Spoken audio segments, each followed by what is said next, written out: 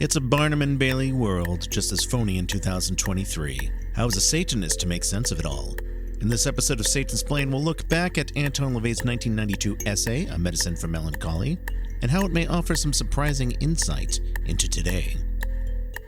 Well, it's not Satan worship, it's Satanism. It's embracing the life-enriching things which have traditionally been given the devil's name. Pride, lust, earthly success, rational self-interest, atheism, humor, nonconformity, science, a passion for living, being selective about whom we love. We don't see these as shameful sins, but empowering ideals. And we also recognize the psychological power and fun of symbolism and aesthetics, so we utilize Satan as mythology's most fitting mascot for what we're about. Satansplain, Satanic Talk with Church of Satan Magister Bill M. Magister Bill M. here with Satansplain. In this episode of Satansplain, I'm going to start with my own thoughts on the current zeitgeist, and then we'll get into the Anton LaVey essay, A Medicine for Melancholy, or How to Avoid the D.P.s. Then we'll take a short break, and I'll come back with some more thoughts on the essay itself, and how I think it relates to today. If you are a regular listener of this show, then I would suspect that, like most listeners of a Satanism podcast, you yourself are a Satanist. And if that's the case, then I would further suspect that you own and have read one or more books on Satanism, the Satanic Bible, maybe the Satanic Scriptures, the Satanic Witch, the Satanic Rituals, and so on. Not to mention essays on churchofsatan.com, for example. I would say that even if you are already a Satanist and already familiar with all that material, I encourage you to reread it now and then. That is something I've always done, and since starting the show, Satansplain, I've found myself reading even more of it, because there are times when I'm preparing an episode and I think, what was that exact quote that I'm thinking of? What essay was that part of? And so on. So the books have been lying about on my desk. But one thing that I've found myself noticing over the years is that there will be an essay or a passage that I didn't think much of the first time I read it, but then I'll reread it some years later and it resonated with me that second time around more than the first. Sometimes this happens when there's an event going on, either something in my personal life or something on a bigger scale, and I find a very relevant commentary on human behavior from Anton LaVey or from Magus Peter H. Gilmore or Magistra Blanche Barton or other authors in the Church of Satan. So, with this strange time we're living in these days, I've found that the essay, Medicine for Melancholy, to be one of those particularly relevant essays, or to name its title in full, A Medicine for Melancholy, or How to Avoid the D.P.s. D.P., in this case, stands for Demoralization Process, which I'll talk about later. But although the essay was published over 30 years ago, I do find its overall message to be a relevant one today, like I said. Also, something I think many Satanists might benefit from. Before I get into what I mean by living in strange times and, add my own personal views on that, there's one observation worth mentioning, I think, in all of this. A lot of people during hard times, whether personally or more nationally, will turn to religion. So why do people do that? Well, people will say that religion offers comfort. Okay, but how does religion offer comfort? Well, let's ask, what is the purpose of religion? Now, I hear a lot of people say, the purpose of religion is to control people. That's why it was created. That's the only reason why religion exists, to control people. And I disagree. Now, historically speaking, religion has indeed been utilized to control people. We can say the same thing about other ideologies, for that matter, not just religion. But I wouldn't say that was the reason religions came into existence in the first place. Many humans come into religious belief on their own without being coerced into joining a group of people or taking orders from them. That can happen in isolation. I would argue that a lot of what drives interest in religion is the human need for answers, the need to try to make sense of the world, to try to come up with some kind of guidebook for life, an attempt to try to model the world around you, come up with answers for bigger questions, specifically, like cosmic origins and explanations of day-to-day human behavior. Try to personify or ritualize or ceremonially commemorate emotional events. Now, getting back to the issue of comfort in hard times, granted, a lot of religions will try to find comfort in a submissive way. For example, thinking there is a sky daddy watching over them, and or some figure that loves them no matter what. People looking outside of themselves to give their own life significance. Satanism, of course, does not work like that. Satanism is indeed a religion, make no mistake about it. I've talked about this many times. Satanism is even referred to as a religion, many times right in the Satanic Bible. But, of course, it differs from the more popular religions in some significant ways. It is not what scholars would call a revealed religion, and by that I mean a religion that is some sort of sacred text that was believed to have been given to humans by some supernatural deity or dictated by that deity. Satanism is certainly not that kind of a religion. In fact, Satanism is a non-theistic religion. The notion of some deity in the actual supernatural sense, external to ourselves, is irrelevant to us. It's an irrelevant notion. It's just not part of the equation as we go about life as Satanists. And Satanism is hardly the only non-theistic religion on the planet. There's Jainism, Taoism, Theravada Buddhism, just to name some examples. Those are all religions that don't have a deity as part of their model. I know you've heard me say all this stuff before. And, I've also said they are not merely philosophies. Those things I listed, they are religions. Religions have not only philosophy, but other components like ritual, ceremony, symbolism, dogma, things you don't find within philosophy in and of itself.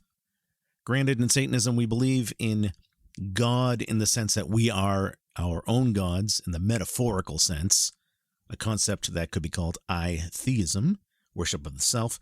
It's you yourself who ultimately determines where you go in life, who you have to answer to at the end of the day. We take Satan as a metaphor as well for carnal nature and other such things. I also mentioned dogma just a moment ago as a component of religion, and Satanism does have dogma. I know that atheists and some newcomers to Satanism freak out over that D word, dogma, but as the Satanic Bible says, there's nothing inherently wrong with dogma in and of itself, so long as it doesn't go entirely against human nature. And the dogma of Satanism is not a set of thou shalts from a deity. It's not a set of unfalsifiable supernatural claims. It's not a set of submissive disciplinary things you're shamed into believing. You'll notice that our list in Satanism, it's not called the 9 Satanic Commandments, it's the 9 Satanic Statements. So, the dogma of Satanism includes declarations such as humans are animals, indulgence, not abstinence, or more roughly speaking, pleasure for yourself is better than pain. Rational self-interest. You have a right to defend yourself against unwarranted harm and misery. You're not obligated to sit there and have people take advantage of you with nothing in return. You are entitled to feel wrath against a deserving enemy. You're entitled to live a life that's above your minimum comfort level. You can have sex with a fellow consenting, responsible adult without a piece of paper from City Hall, and so on. So as Satanists, we have Satanism, this set of tools at our disposal. This way of looking at the world. How does it apply in situations like now? Getting back to what I started saying, this world we're living in. And I said it was a strange world that we're living in currently, so let me explain what I mean by that. To be fair, I try to stop and think critically about these things. I wonder, first of all, if it's not entirely a subjective thing on my part. I wonder if my perceptions are just the usual feelings of being jaded that come with age, or just, being separate from the world. You grow older, the world invariably changes, your own priorities and events in life change. You see more and more things you just can't relate to. We hear people saying these times are the worst and young people are dumb and dangerous. Of course, the older adults who say that heard the same thing from their parents growing up, who heard the same thing from their parents growing up and so on. You can find older, jaded people saying the same thing throughout all of human history, really. Somebody today will tell you, no, this time it's serious, but, well, yeah, everybody always said that too throughout all the generations. Having said all that, it certainly seems to me that this isn't really the same world of 20 years ago or even just 10 years ago. When it comes to human behavior, what's available, what sort of things you can do in polite society, and so on. And I'm hardly alone in saying that. I would argue there is something about the zeitgeist, some kind of paradigm shift we're in the middle of, and have been in the middle of for several years now. Was it because of the COVID lockdowns and how that changed the game for so many people, socially, economically, spiritually, some would claim? Well, I'd say it was getting started before that. There is a lot of collectivism these days, a lot of crazy groupthink I'm seeing. People who are, so fiercely into one collective that if you show any signs of not going along with everything in that collective, they'll brand you as being the enemy, the other extreme. I've talked about how some people try doing this with the Church of Satan. Oh, you guys have Ragnar Redbeard's might is right. You're a bunch of right-wing fascists. Or equally from other people at the same time. Oh, you guys have a store that sells the gay pride flag with the sigil of Baphomet on it. And you're a bunch of left-wing libtards. Again, collectivism. Low information thinkers, as a friend of mine put it. Also, what I see a lot in the world these days, I see a lot of mediocrity. Technology has been a big double-edged sword, I think, in that regard. As I said back in, I think, November or December on Satansplain, reflecting back on the Starbucks Red Cup conspiracy of 2015, people like to say that everybody is offended by everything these days, whereas I would argue that perhaps people are just as annoying and offended as they've ever been. We just have better technology for airing and reading those grievances from people. I mean, when I was a kid, there was an article, if there was an article or a thing on TV you didn't like, you had to make the effort afterwards to get out paper, get out the stationery, get out envelopes, write a letter, pay the postage, send in the letter, and maybe, just maybe, they would print that in the magazine, a month later. Now, of course, anybody these days can instantly rant on anything. It's like the letters to the editor section is right below every article you read. And people respond in real time. If you write an article or say anything about anything and it reaches a wide enough audience, well, I would say eventually somebody who is offended by whatever the article is about will find that article and, give a hard rant about it. So, likewise, with technology and the double-edged sword nature of it all, we have so much more wonderful access to indulgence, to gratification. Though just like a drug that's very potent and quick, things can go from indulgence to compulsion if you're not careful to stay in control as your own God. Pace yourself, prioritize. Remember what the Satanic Bible says, indulgence, not compulsion. Indulgence can be controlled, compulsion controls. That's the difference. But getting back to that topic of using technology to complain or condemn, what about the ability to create? Well, there are people using the internet and other technology to create great things. Many people say there isn't any good music being made. There are no more good movies being made. And I would say, no, they're out there. The catch is you have to wade through exponentially more crap to find the diamond in the rough. Because originally with network TV, you had to be damn good to get on one of those 3 channels and maintain your place. Then cable TV came, 50 channels, 100 channels, and that meant a place where all the crap could go. And the internet now, well, with channels for everything, no matter how bad, it's a lot to sift through. And on that note, I do want to say thank you for listening to Satansplain.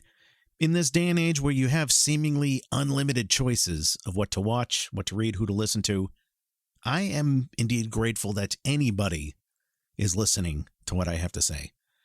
So with that, let's get to this essay by Anton LaVey from the essay compilation book The Devil's Notebook, A Medicine for Melancholy, or How to Avoid the D.P.s. Of course, before we begin, we should explain what D.P. stands for.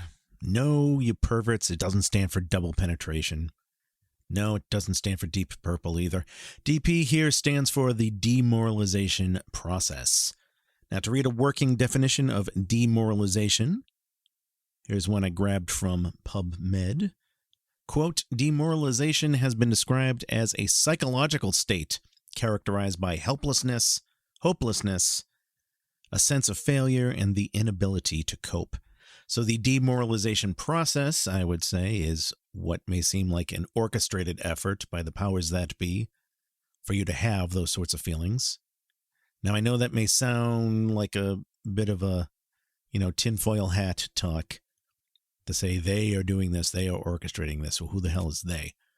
Well, I would argue that whether or not there may be people behind the scenes knowingly trying to make you feel these sorts of things, the end result is still there. The demoralization is still here as a collective phenomenon, part of the zeitgeist.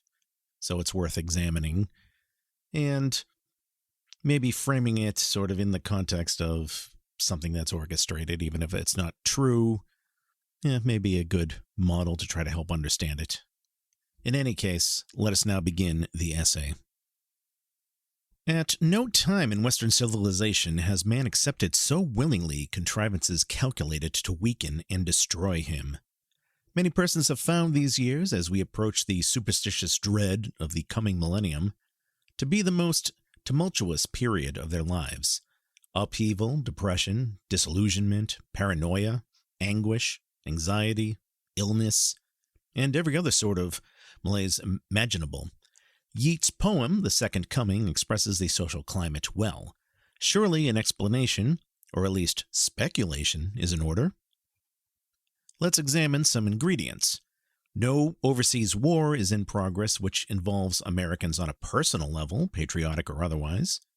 There is no universal enemy to occupy the minds and emotions of society. Hence, enemies, threats, and other problems must emerge from a diversity of sources, which are timely and easily relatable. Media reinforcement of fears and anxieties is at an all-time zenith. Primetime TV dispenses suspense and crisis, either real, as is the case with newscasts, or by fictional or documentary features and series. This is considered quote-unquote entertainment, not demoralization. If complaints are voiced that streets are unsafe to stroll, surf's unsafe for swimming, and even grazing laid unsafe for cows, recall the stories from this time of alleged satanic cattle mutilation, where can one expose his or her puny human form? In the safety of an automobile? Perhaps. But what of the subliminal demoralization coupled with a sense of false security that mandatory safety devices provide? Despite rapid and radical advances in medicine, why are more people sick? Emphasis on prompt detection of certain symptoms is supposed to prevent serious illness. With everyone listening for internal gurgles, feeling for lumps, and pondering each pain, hypersensitivity cannot be avoided. Does a consuming concern for diet and exercise make for a better living than sitting in the car gobbling Big Macs? Which takes a greater toll? The fear of the effects of preservatives, chemical-pumped chicken, mercury-saturated fish, or the foods themselves? If you are a law-abiding citizen who is concerned about the safety of your home and family, you are made to feel like a criminal if you own a gun and are henceforth categorized as a, quote, crazed gunman with a Saturday night special. Though you know you are responsible and conscientious, you are demoralized into stigmatization nonetheless. In bygone days, before you were demoralized by static cling, it was halitosis or BO or unsightly snaps or non-symphorized gaposis. How easy it would be if one needed only to fret over such trivial social ostracisms. Now, in addition to ring around the collar, you are confronted by threats to your immune system, germ warfare, telephone bugging, new cancer viruses, conspiratorial politicians acting as decoys for the real rulers, governmental breakdown, danger in the streets, on the freeways, at the beach, rising costs of food, gasoline, higher taxes, and even the unknown. Is another world watching? Are UFOs about to land in your front yard? And to the so-called good, the threat of Satanism is still fine scare copy. How can you immunize yourself against the great D.P., demoralization process, which is inexorably reaching its plateau? Well, LaVey here in the essay gives 3 suggestions. 1. Recognize it for what it is, a collective phenomenon, self-perpetuating according to Malthusian law. And Malthusian law here essentially means natural growth or even exponential growth. The separation of the strong from the weak, the reactors from the perceivers. Norbert Wiener would be delighted at current examples of human thermostats and their behavior. Never before has man been so controllable and easily programmed, while foolishly considering himself more sophisticated than at any time in his development. Suggestion number 2. Avoid popular amusements. Take a lesson from the ostrich, whose head in the sand attitude has been universally ridiculed. If timeliness is an essential ingredient of demoralization, existentialism is a perfect vehicle. Live for today, don't think about the past or the future, has been misapplied to dwell on today. We must all respond to imminent situations. We either benefit from, cope with, or succumb to them. But don't go out of your way to encounter any potential problem or worry if you need not. Don't socialize with those who do either. They will bring you down. TV is not the entertainment medium it is assumed to be. Newspapers and periodicals are not either. Pop music is concerned music with lyrics and harmonies unconsciously gauged to the now. Films and plays are simply variants of TV fare. Even the clothes on your back integrate you into the herd unconsciously if they are, quote-unquote, stylish. Stop and consider if whatever you buy, see, listen to, or do is popular. If it is programmed, and like it or not, so are you. Does all this imply that you stop all activity just because it's popular? You figure that one out. It should come easily to a Satanist. Suggestion number 3. Break out of the D.P. time-space warp by realistically and minimally dealing with the present and dwelling on the past and the future. If you need to play the intrigue or crisis game, look back on past scandals and outrages. Patronize that which is out of vogue or not yet in vogue. Seek out persons who are not harbingers of present mores. Discover and share past times unrelated to current phobias. Surround yourself with reminders of another social climate and contemplate them as you would a crystal ball. The trend toward nostalgia is an understandable rebellion against the D.P.s. Its only flaw is that it too has become fashionable and only softens the impact of hardcore downers, which occupy prime time in our present lives. Reflect instead upon personally gratifying things and situations, rather than those labeled nostalgia or collector's edition.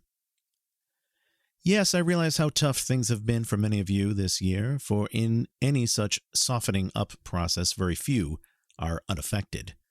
Out of the chaos, the rough beast which slouched towards Bethlehem to be born in the year 1 is learning to stand, to walk anew, and his footfalls are creating random upheaval. The 10th key has manifested itself in the rolling thunder which has darkened the sky for Satanist and non-Satanist alike. It is for Satanists to know the whys and wherefores of their sorrows, and realizing that, like all their kin, Cain, Prometheus, Orpheus, Frankenstein, we, are, in part or in whole, responsible for our own problems and those of the multitudes. An overview is essential to survival, and what has been sown will soon be reaped. The roses in the garden east of Eden will have thorns. Whatever the blossom, whatever the harvest, the future belongs to us. Rege Satanas. And that concludes the essay, A Medicine for Melancholy, or How to Avoid the D.P.s.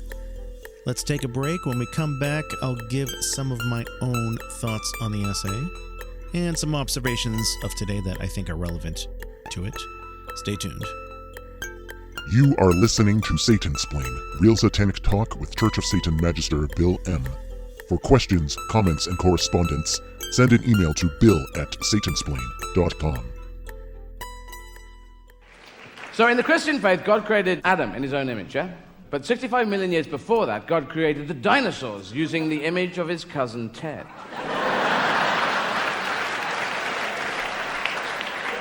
Ted was not the black sheep of the family, he was the huge fucking monster of the family. And it must have been God, it's not in the Bible, is it? It should have been mentioned somewhere around Genesis. You think God would have grabbed someone's arm, some scribe who was coming out and saying, but before that, there were dinosaurs who were a bit crap, so fuck them. Not in there, which could mean that, maybe because dinosaurs were discovered in the 1700s, 1800s, somewhere around there. Maybe it is a philosophy, and it wasn't some bloke with a beard doesn't live upstairs. Maybe. Blasphemy. Bless for you. That little bit of comedic blasphemy was brought to you by The Devil's Mischief, comedy that's not made for the masses. Listen to the show The Devil's Mischief on RadioFreeSatan.com.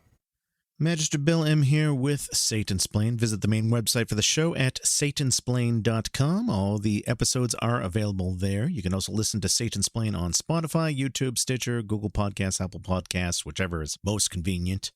Please give Satansplain a like and a follow on Facebook, Twitter, and YouTube. All of the links for those can be found on the main site. For any questions or correspondence, and I'm sure you may have some things to say after listening to this episode, you can email me directly.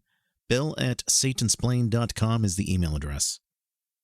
So, since the previous episode, I was a guest on the Comedy Central show, Tuning Out the News. I wanted to go into some more detail about what that was all like, but I think I'll wait till the next episode. I'm also going to skip the Satanic Dote segment for this episode, too, just because I really want to get back and comment on a couple of things in that essay. Going back to a couple of lines from the essay, quote, discover and share past times unrelated to current phobias. Surround yourself with reminders of another social climate and contemplate them as you would a crystal ball. The trend towards nostalgia is an understandable rebellion against the D.P.s. Its only flaw is that it too has become fashionable and only softens the impact of hardcore downers, which occupy prime time in our present lives. So regarding that quote, I would say that a lot of people in general dig into nostalgia these days, even more so than they did in previous years. I read an article a few years back saying that sales of old music, for example, have surpassed that of new music for the first time. On the one hand, you could argue that maybe that has to do with the fact that older music is usually bought and supported by older people, and older people are more likely to obtain their music legally by buying it. But even aside from all that, there just seems to be a lot of mediocrity in popular entertainment these days. Again, maybe some of this is my own bias as a bitter, aging guy, but look at the numbers. It doesn't take all that many sales these days to reach number one on the Billboard charts. Certainly not compared to decades ago. Movie theaters are often dead. You can't just blame COVID lockdowns because these things have been trending down for a while now. But even then, a lot of the movies that do make it rely on nostalgia for sales. I mean, look how many movies in the last few years have been remakes or sequels. And I don't know how many of you watched South Park, but in season 20, they introduced these strange beings called member berries. And the concept, if you haven't seen it, was that after a long day, the grown-up or the father goes home, sits and relaxes with a glass of wine, and pulls out a little vine of fruit that looks like a little vine of purple grapes, but they're actually member berries. They're these little purple spheres with little faces on them, and they would talk to each other about nostalgia. They would say things like, ooh, remember Star Wars? Ooh, I remember. Hey, remember the Death Star? Yeah, I remember. And I thought it was a brilliant social commentary on where a lot of us were in 2016 and maybe still are today, going on to YouTube or some other place for little doses of nostalgia. But LaVey points out the irony of nostalgia itself sometimes becoming too fashionable. As he says, quote, reflect instead upon personally gratifying things and situations rather than those labeled nostalgia or collector's edition. Now, this doesn't mean that something prepackaged and marketed as nostalgia or collector's edition can't be personally gratifying to you. If there's a classic rock album that gets re-released as a special edition or a remastered edition or whatever, and it happens to be an album you really loved in your youth that you haven't listened to in 20 or 30 years, and you know you're going to love listening to it again, then by all means, go buy that. But unfortunately, the prepackaged stuff can be predictable. So, for example, what stuff does and doesn't get re-released for mass production may be based on what's considered acceptable today, or likewise based on popular demand. If you listen to just about any nostalgic radio station, you may notice after a while that it's usually like the same playlist of 100 or 200 songs. They just keep rotating through, just keep choosing from. I see shops like Hot Topic and Spencer Gifts selling rock band shirts, and likewise, if you went by what you see in those stores, you would think that only 4 bands existed in the 20th century. Like, what t-shirts do you see? Pink Floyd, Kiss, Led Zeppelin, maybe a Black Sabbath shirt, I don't know. Now, again, there's nothing wrong if you like those bands. You know, I like those bands, but if that's the era you want to explore, I would say why not dig a little deeper and check out Blue Oyster Cult or King Crimson or Alice Cooper, Deep Purple, or countless other bands whose t-shirts you never see in the nostalgia section. I know some might ask, well, Bill, are you saying to be a hipster? Is that the key to all of this? Purposely go for whatever nobody is listening to or paying attention to? And to that, I would say no. I'd say there's a difference here, a subtle difference. First of all, I think the hipster phenomenon is understandable. I think it's an understandable reaction to mass consumerism and wanting to find something you can enjoy without so much outside noise attached to it. But hipsters, in my experience, seem to thrive off of letting other people know that they know something you don't know. So there's a weird passive-aggressive game that hipsters play of relying on the in-crowd to see what it is that you're doing and to say, haha, you never heard of this band I'm listening to or this author I'm reading. And that's just pretentiousness to me. And, pretentiousness is one of the 9 sins. 2 more topics I'd like to talk about here as I think it relates to avoiding the D.P.s and going through that bit of advice. One is the concept of physical entertainment media and why I am for it. And then the opposite of this, the digital world of instant delivery and why I think there are some flaws to it. So here is my rant. First, physical entertainment media. What do I mean by this? I mean, physical books, physical record albums or CDs, DVDs, Blu-rays, and so on. Physical video games, too, for that matter. In terms of discs you can hold in your hand for the PC or the PlayStation or whatever console you have.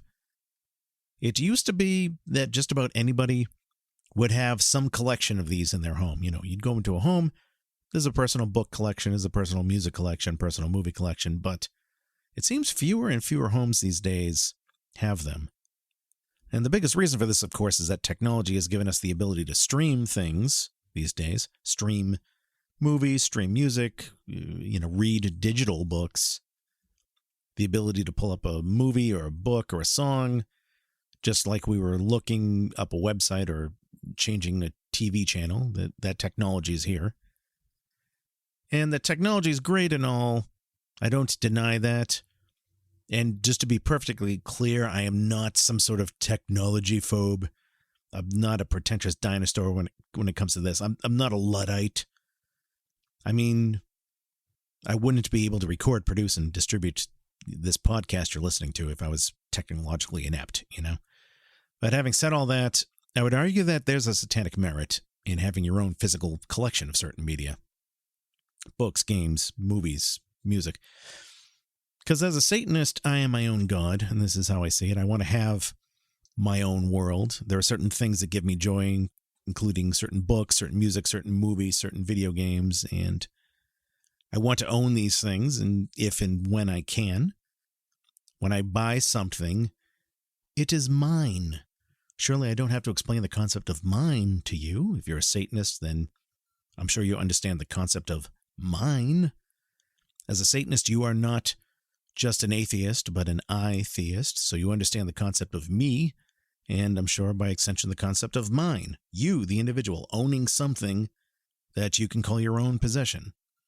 Not to mention satanic sin number 9, lack of aesthetics. Surely you as a Satanist can see the aesthetic appeal in a vinyl record with big artwork, or the way a physical book may be set up as opposed to a digital file that looks like any other digital file when you look at it on a hard drive or a menu somewhere. But going back to that South Park example, I own every season of South Park on DVD. Now, it's true I could watch most of those older episodes today on, I think they're on HBO Max, but then I'd just be paying somebody to rent me what I already have.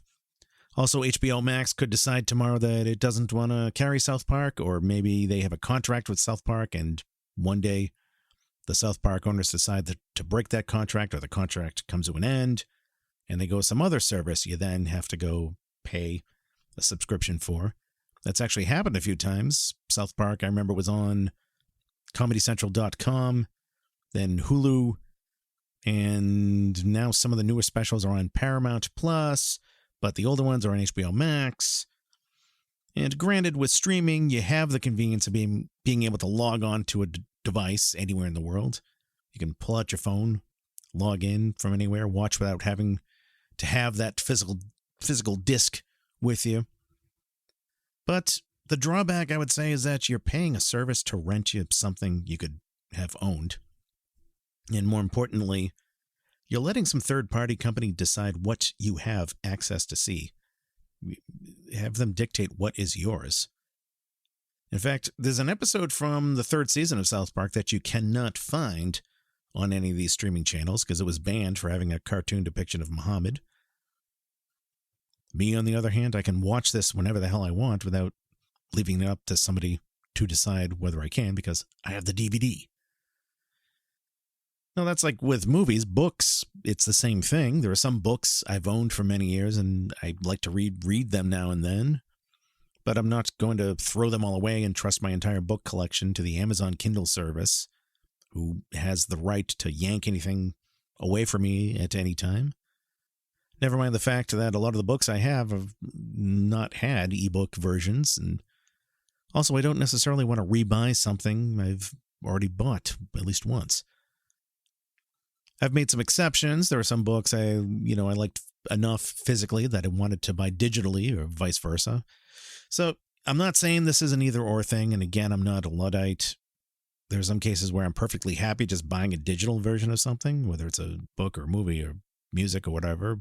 But again, I'm kind of reluctant to leave all of my collection up to the whim of some company, essentially a digital renter store.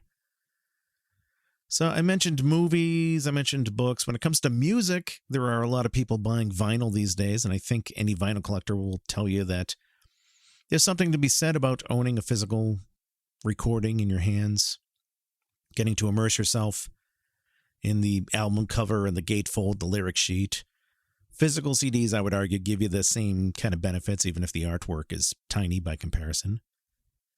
And once again, this is not an either-or thing. When I'm in my car, or I'm riding on an airplane, or on vacation or something, I don't take my physical CDs or a crate of vinyl with me in a record player. I used to, of course, back in the pre-MP3 days, would, take a big case of CDs. You had to go through your collection, decide which CDs you want to take on your collection. I do love that technology means I don't have to worry about that sort of thing now.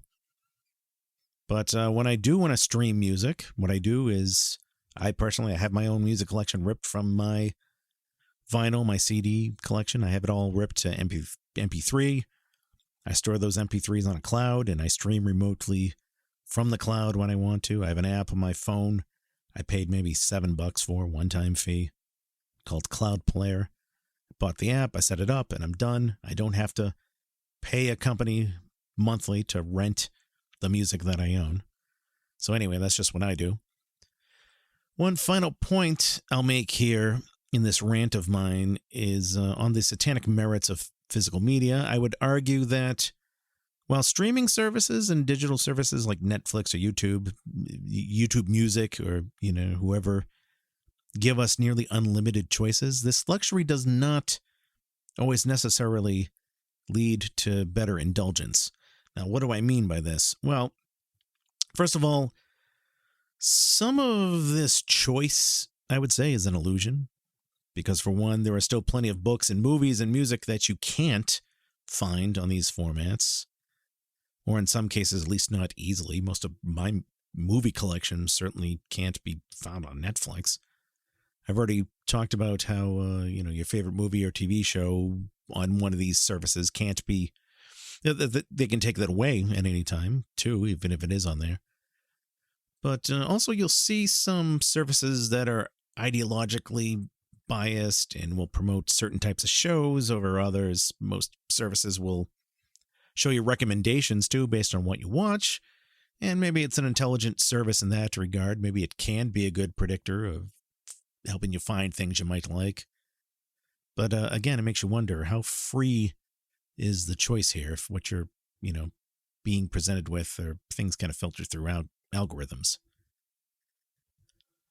But even aside from all that, the other thing I would argue is that sometimes this setup fosters not indulgence, but a strange kind of impulsion that in some cases can lead to compulsion, a wearing down of the attention span, a numbing of the senses from overstimulation with no real engagement.